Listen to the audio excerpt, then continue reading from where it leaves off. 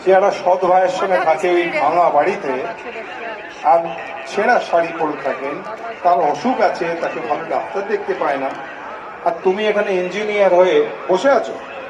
যাও মাকে গিয়ে নিয়ে এসো তোমরা। ছি ছি ছি ছি, অন্যায় কথা। সেই বউয়ের কথায় বউ বললে এটা তো খুব মুশকিল হয়ে যাচ্ছে, আমাদের সোসাইটিতে মান থাকছে না, তাহলে তোমার মাকে নিয়ে আসতে হবে, তাহলে খুব খারাপ বলছে লোকে। সেই জন্যে ওর বউ ঠেলে ঠেলে আমাদের বাড়িতে আমার ভাইকে নিয়ে এসছে, আর আমার ভাই এসে মাকে বলল, এবার চলো আমার বাড়িতে, তোমার এরকম চেহারা আমি দেখতে ভালো লাগছে না, আমি পাচ্ছি না, খুব খারাপ লাগে তোমার ছেঁড়া শাড়ি, আমি তোমায় 10টা শাড়ি দিয়ে দেবো, আমি তোমায় গাড়ি করে নিয়ে যাবো, আমি তোমায় দারুণ ভালো একটা শ্বেত পাথরের ঠাকুর ঘর দেবো, এরকম বাজে নোংরা নয়, আমি তোমায় আদর করে রাখবো মা, ডাক্তার দেখাবো, তোমার পথ্যি দেবো। তুমি আমাকে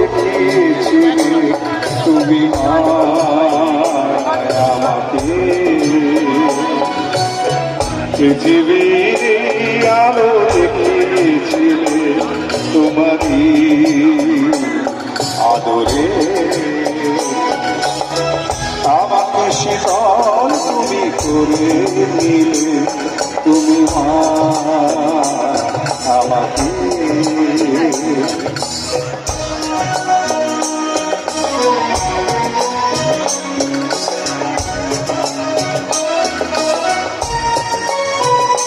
মাগো হিমালয়ে হয়ে তুমি শিয়রে থাকো, কত ঝড়ে আঘাত থেকে বাঁচিয়ে রাখো।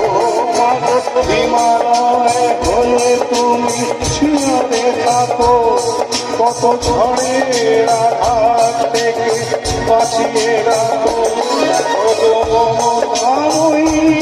তুমি দুহাত মেলে আয় বাছা বলে বলে তুলে তুমি আমাকে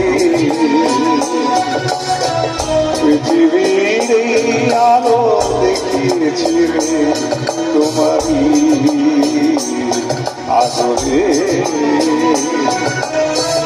আমাকে শীতল তুমি করে